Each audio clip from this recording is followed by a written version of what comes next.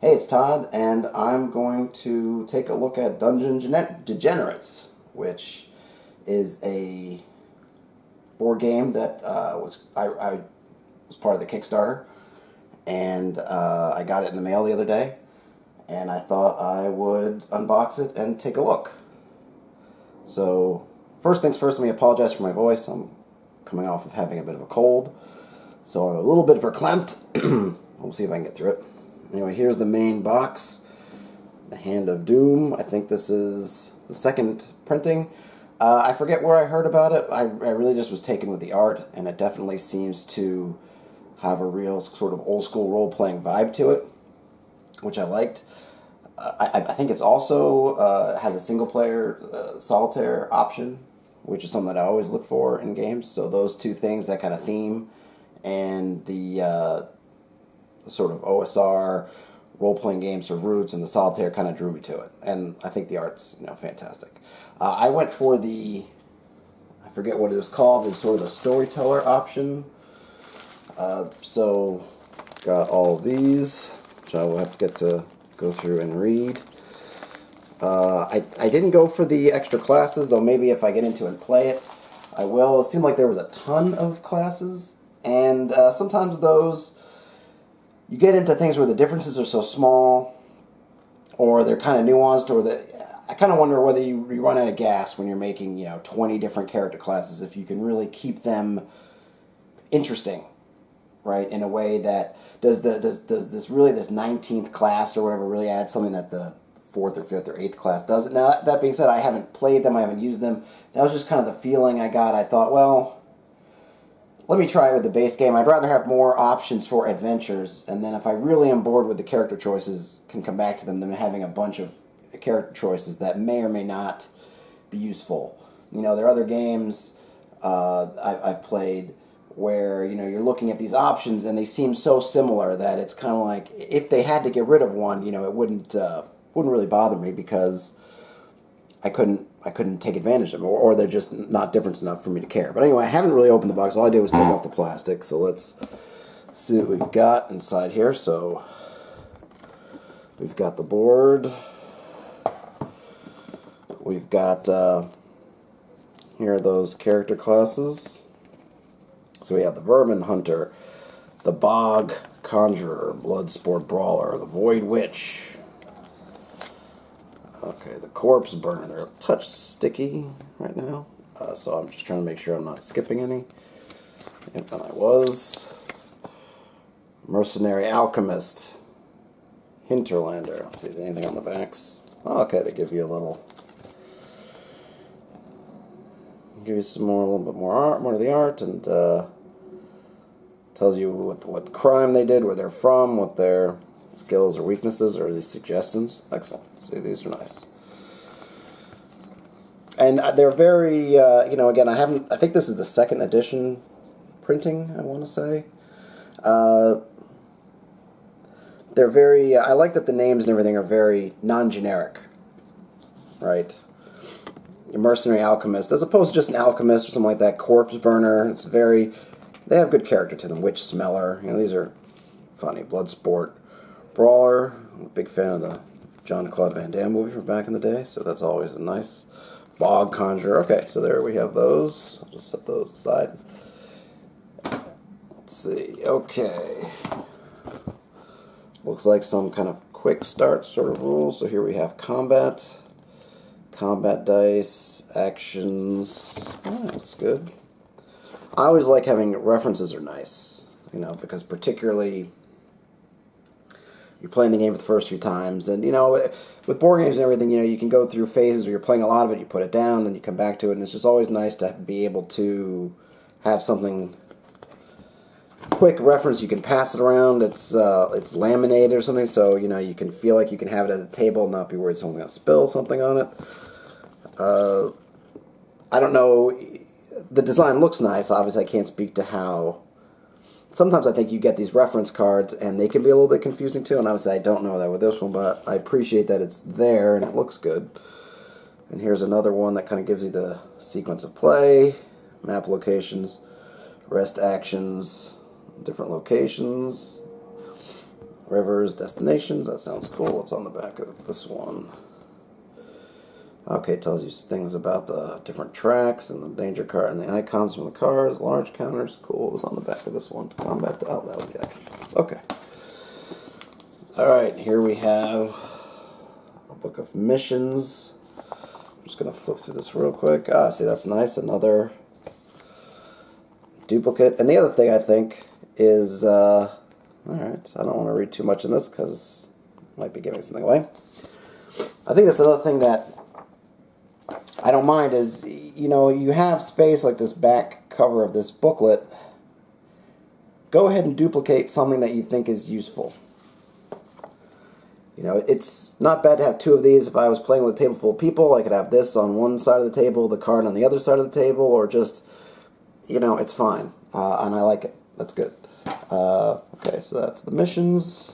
And here we have the rules. So, let's see, this is a pretty, 37 pages of letter size, 2-column. So here we got monsters. I'm wondering if they have a quick start or quick play option. Okay, so, let's see. Introduction, map overview, setting up the game, core mechanics, the game turn, the map action phase, the danger phase, the encounter phase.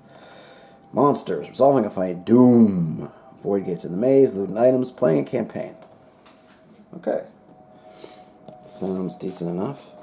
I'm wondering if in the missions guide, it would be, I do like some of the games that have a, sort of like a first teaching little mission, little, let's see. Okay, I don't see it. So maybe they don't have one here. It's not that it's a knock against this or anything, but I have appreciated in the past when games have some kind of quick start. Give me just a quick, even if it's not a full game, if it's a long game, something that can kind of, because I find for myself, I can read through the book a dozen times. When I sit down to play it, you know, I'm going to have to reference it. I need that repetition of doing it. And I think when you have sort of like a little quick start, little mission, then that really helps seal the deal as far as taking the memory of, you know, the reading something and then matching it with the action of here's what we're doing. So, not a knock against it, but I do like when they have it. So here are a whole bunch of things I'm going to have to pop out. So it looks like we have some different number counters. Assault, infection, of these, like maybe these are effects, infected, stunned, slimed. Egon, your slime. Or your mucus. Boy, I got that quote wrong. It's not a good look for me. Ghostbusters, one of my favorite films of all time. Okay. Here we have something. Hidden halls. Some counters. Some lucky 4-leaf clovers. A heart. They're the same on the back. No, they're not. Or some of them aren't, at least. Guard. Cautious. Infected. More slimed. Different counter numbers. Okay. I will punch those out later. Here we have some more. Counters, punches, cards. Oh yeah, I didn't get minis or anything. I probably, you know, it's something that if I really enjoy the game, like I'm hoping I will, hopefully I'll have a chance to go in and get some of these extra things that I didn't lay out for this time. I am not a fan, just looking at more counters, of Kickstarter exclusive stuff that you can't ever get again, particularly if those things end up being the most fun parts of the game. I get it from the standpoint of you want people to get on the Kickstarter, and so you want to reward them for coming in, but my problems with it are sort of twofold. Is one, I think, particularly when you have a game that's established, Kickstarter sort of becomes more or less a pre-purchase, right? It's you're really just pre-selling it. You know, if you've got a game that's made bazillions on the first Kickstarters and you're doing another edition or you're doing some kind of expansion, you're no longer relying on Kickstarter really to fund your effort. It's already been essentially funded, and now you're just using it to pre-sell.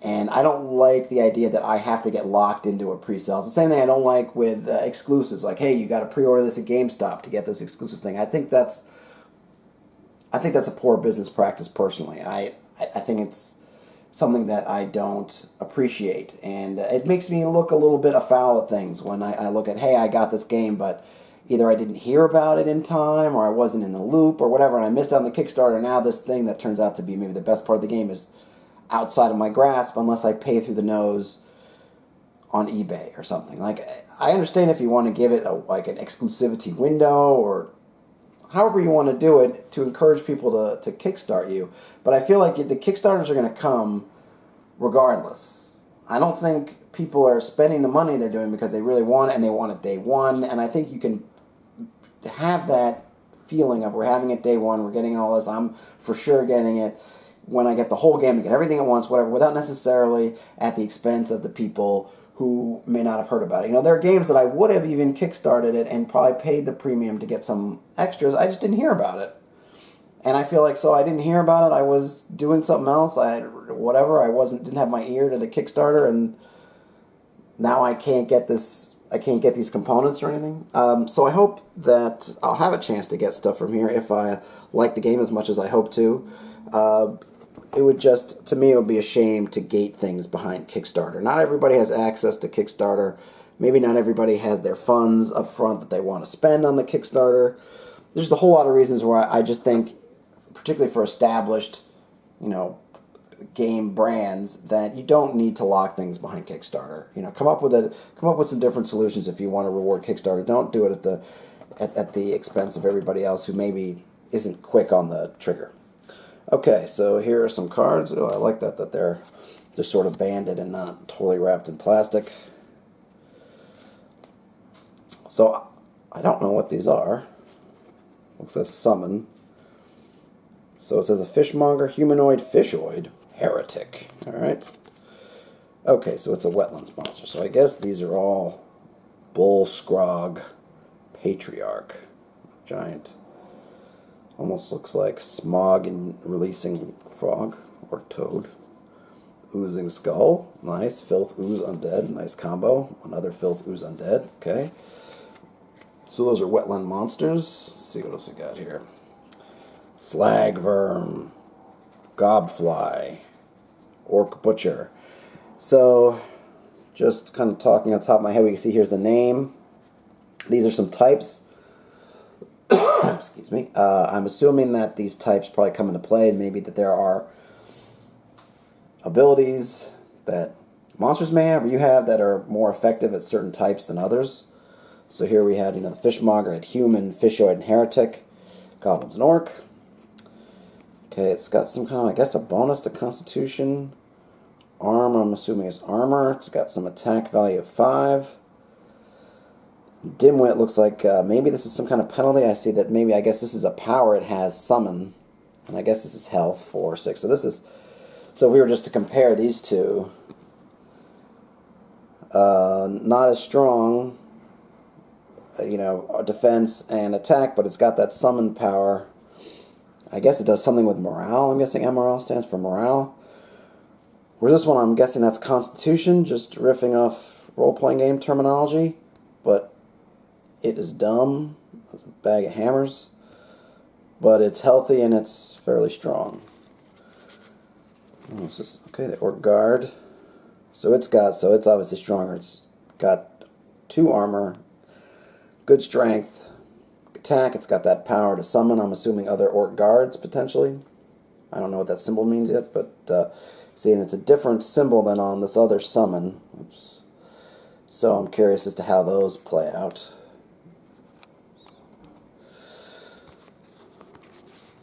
Grublin Grabber. Alright, so we got a lot. Goblin Eggs. And one thing I really like is the art. It's really has a unique look. I like the style. Very flavorful. Etten, also a dimwit, but strong. More bad fighter. Taunt. I wonder what the taunt is. Cock Goblin. Yuck, yuck, yuck. Oops, sorry. We're trying to keep these centered under the camera. Oops. More bad mouth. Okay, we got these more bads. Now let's get on to a different type. Void Hound. Cult. Daemon Void. Oh, he's got a couple of abilities. I keep moving them. He's got a couple of abilities here. Magic. Attack. Got 1 armor, 6 health, ambush, and onslaught pursues. This seems like a bad man, bad thing. Knack Decorator, mutant scum. All right. Back alley bruiser, log lurker, fighting outhouse. All right. So this. Okay. So hold on. Let me see. This was wetlands. These are what? Badlands. Okay. So those are the badlands. And let's see. The yellow is highlands. Okay. I'm just gonna skip. I don't need to. Leather Templar. Nullify, interesting. Horde Militant. Alright. Imperial Paladin. Plague Finder. And these purple ones are Law. Okay. Queen of the Rats. Night Wraith. Alright, these are epic, so I don't really want to spoil too many of those. Slime Lord, Megaverm, Bandit King. Okay. Sign of Mordus. Okay, each adventure in the Hand of Doom space loses 6 minus mag test XP. That sounds bad. What is that? Sign of Power. Alright, so they got a whole bunch of signs. Alright, so that's that stack. Okay. Ooh, Saint's Finger. That sounds intriguing. Alright, so Saint's Finger requires Puritan or Warlock. What's this? These are loot. Okay. Caltrop, Sweetleaf. Alright. Nice ones. Goblin Beating Stick. So they call them all these loot. Smoke Bombs, Blasting Charge, Grublin. Okay. Oh, wait, no, do these change? Epic loot. Alright, I don't want to spoil the epic loot. Ah, and then we have lowland monsters. Vermis Guard, Ghoul Troll, ooh, Pumpkinhead. I like that one. Horde, Heretic. So I guess, I don't know what Horde means, but maybe it comes with a bunch of other guys, and they're all that Heretic type. So like the Death Knight, Heretic, Necro. More lowlands. And then these Bullscrog Croaker. I gotta move this up. Bullscrog Croaker. He's got that summon. He's a fishoid. Oh, filth fishoid, excuse me. Filth, a lot of filth. These are, what are these? Oh, more wetlands. Okay. Excuse me. Alright, so that looks like all the loot and the critters.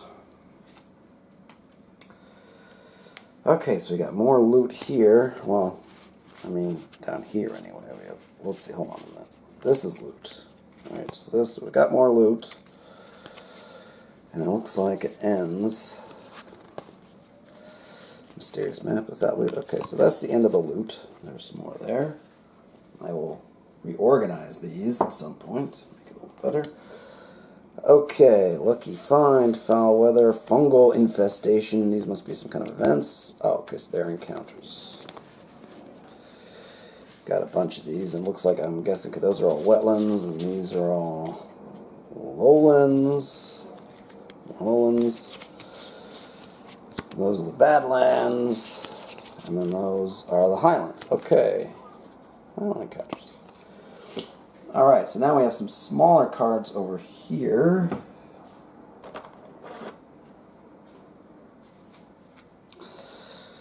Alright, smaller ones. It says Triumph, Necro Coven. And these are Triumph. So I guess these are rewards.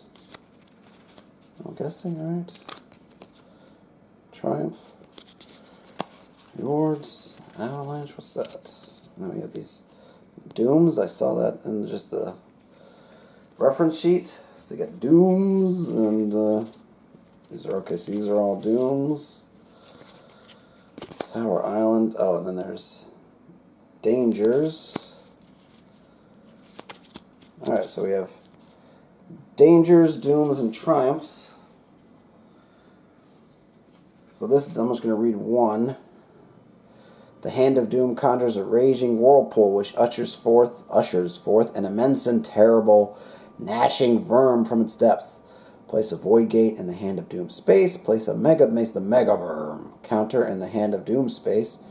Retrieve its card from the Epic Monster deck or discards. Okay, so this particular one opens a portal Puts another nasty on the board. And I guess it's a nasty that if you've already defeated it, if it was in the discards, which I assume means you defeated it, comes back. So, particularly nasty. You can't defeat it and hope that that will nullify that event or a different one.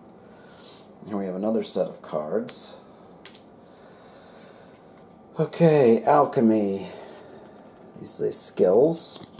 Okay, mastery. Alright, so these are cool. So, I guess these are skills that you pick up as you play, and they say I have two sides, one sort of an intro side, and one that is a more advanced side, so it seems like they end here, so just to take one at the first one. Alchemy. Choose an alchemical item in the loot discard pile and make a mag test. Is that magic?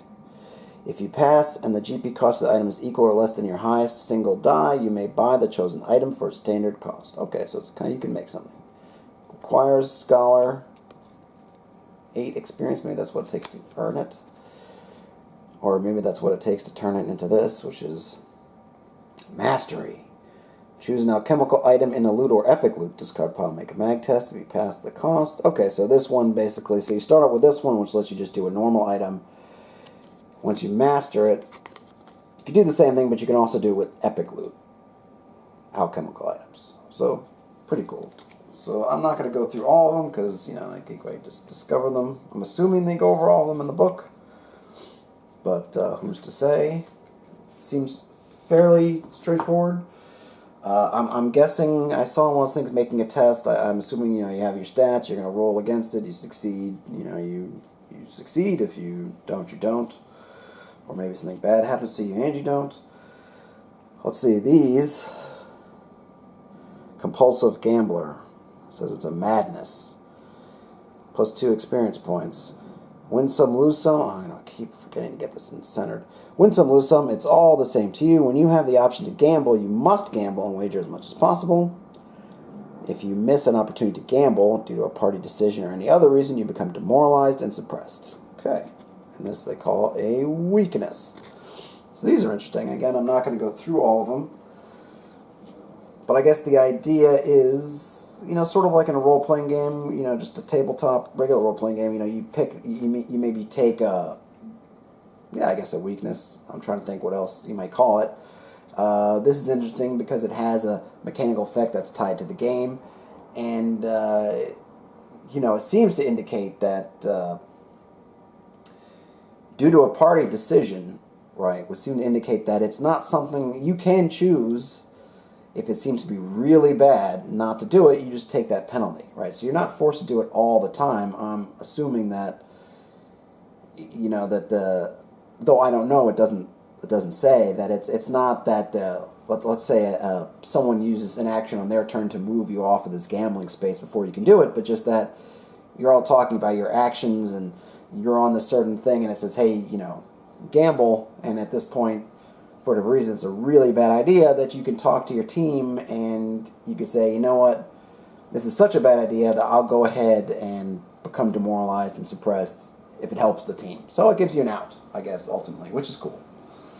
It's always good to have things that have teeth, but particularly if this game is, I don't know the difficulty of this game, but, you know, hard games, it's nice to have options for tactics. Okay, so here's some stands for those things. There are some dice. Green, purple, and red. Nice.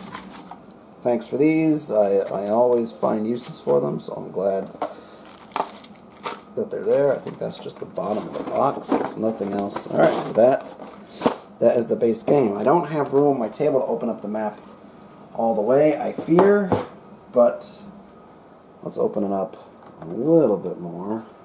Or, I mean, I have room, but I have so much other stuff going on that I just can't. My organization has failed me this morning.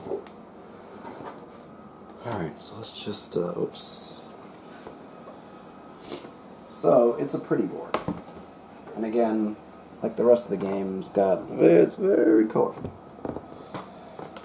Oops, get some things out of the way. So, whoa.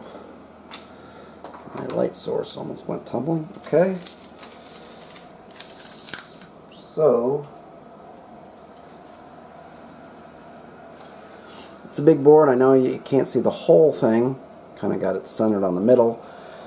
You can see very clearly the different areas, which are nice. I think maybe this is maybe one area.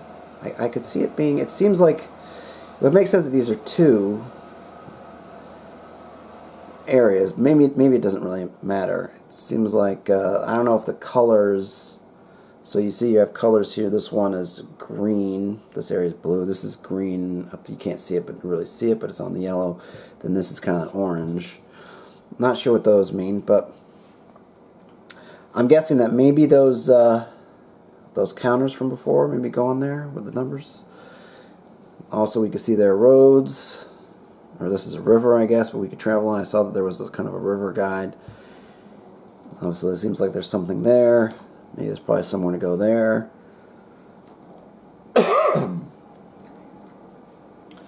So I'm guessing we're going to we would put the counters on the board here, like in these spots, to sort of, I'm not sure if they're, again, if they're rewards or XP or just things we have to do. And then we're probably just going to be moving around the board. But I like it's very colorful. Again, the art style has a really nice look to it. Gives its own unique character. Gives it sort of a, I don't know, nice gonzo feel. It's nice. So I haven't looked at the books yet. I'm just going to pick one. And I'll open it.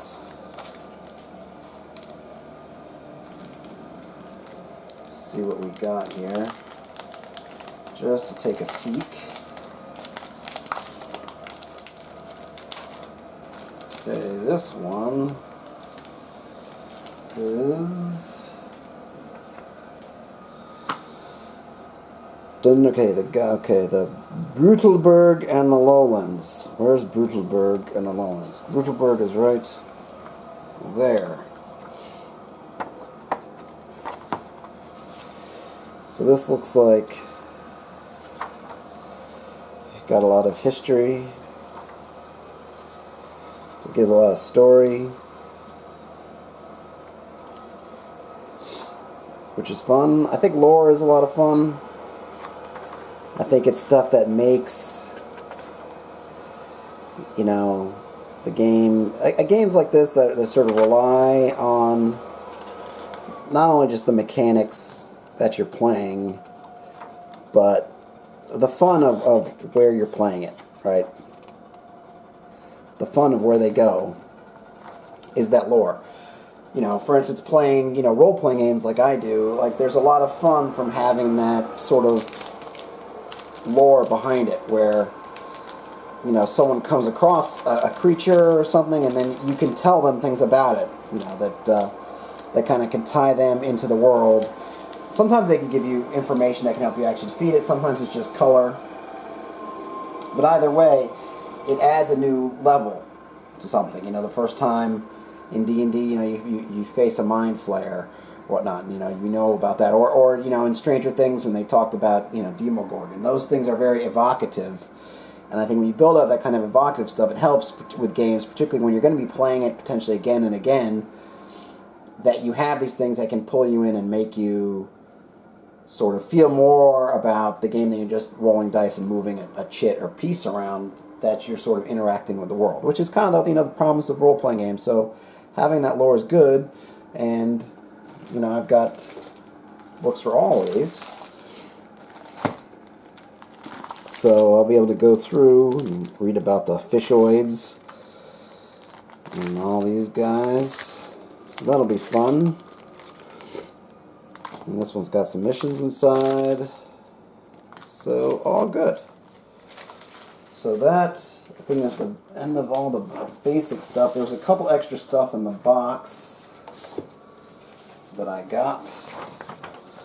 One was this, Goblin's Rules of the Game. I'm just gonna, life is a game, there are rules, but there are only unofficial guidebooks written by the feeble minds of humans.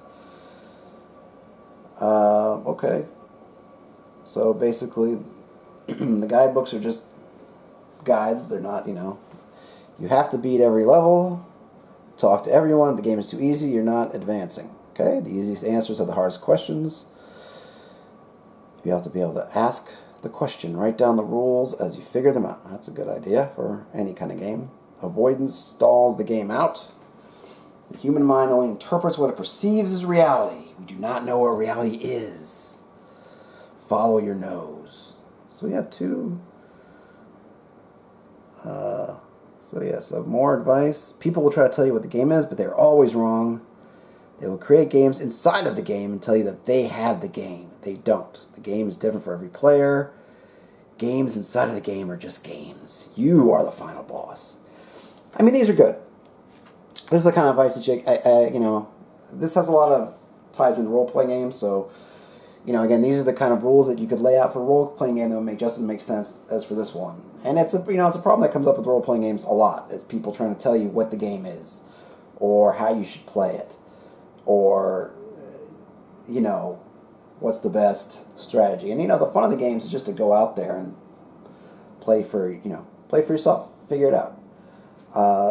So this seems to be kind of the same thing, right? And like in a lot of games, if you play it too safe, you're really not getting involved in the game. Again, like in role-playing games, like in a D&D kind of game, you have to go out there and go into dangerous places to earn experience. Otherwise, you're never going to advance. So yeah, you can sit in the town all day and avoid doing anything, but you're not doing anything. I like that avoidance stalls the game out. That's kind of a key point. I think in role-playing games and in just in board games, you can get kind of in a turtling mode. And some games even encourage it, where you're trying to, basically stay away from things as long as possible. But here it's telling you, look, just go, go forward. All right, so that's good. And it's nice and big. It wasn't in the box. I'll put it in the box. Some of the stuff this one came outside the box. Rock and Roll Weirdo, Art Bad Ideas, Pork, number 29. All right. Oh, so this is just a mag. All right, I'll read this. This seems cool enough. So a whole bunch of stuff. All right. So that is the unboxing. I will try to get some kind of playthrough of this when I can put aside the time to get everything out. But I did want to, kind of while it's fresh, present a look to it, because I did get it. I was excited to get it. I will try to read through all the instructions, and I'm sure, sort of like I did with my Darkest Night playthrough, which I'll probably want to come back to at some point and finish, or do a playthrough now that I have a better idea of the game. But I'm sure if I do a playthrough of this, it will probably be a lot of fumbling at the rules and wasting of time, looking things up that I don't get or I don't understand. But it's a good way, I think, even at that point, you can see it's sort of where you put your testing and your rules and everything to the test.